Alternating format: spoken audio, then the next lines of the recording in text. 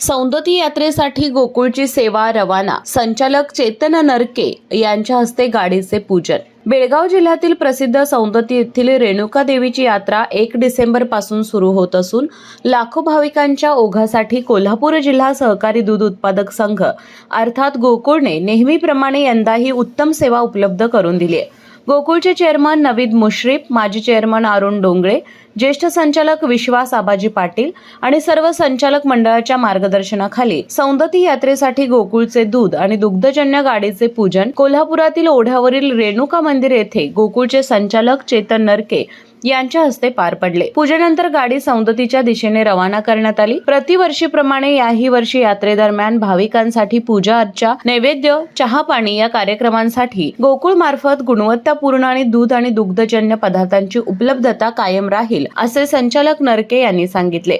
आज भाग्याचा दिवस आहे. आम्ही यल्लमाच्या वड्यावर इथं आता आहोत आणि करवीर निवासिनी रेणुका भक्त सेवा मंडळ आणि कोल्हापूर जिल्हा दूध उत्पादक संघ यांच्या माध्यमातून दोघांनी एकत्र येऊन जवळपास 5 वर्ष भक्तांच्या सेवेसाठी गोकुळच्या माध्यमातून असणारे बासुंदी, त्याच्यानंतर दूध आणि वेगवेगळे पदार्थ त्या सेवकांसाठी तिथं भक्तांच्या आम्ही साठी आणत आहोत. आणि खरोखरच आज या संघटनेचे की मला आभार मानावंसं वाटतं की त्यांनी अतिशय सौजन्याने आणि चांगल्या पद्धतीने सेवा इतके वर्ष करत आहेत आणि त्या माध्यमातून गोकुळात सुद्धा त्यांना बरोबर काम करायची संधी मिळाली.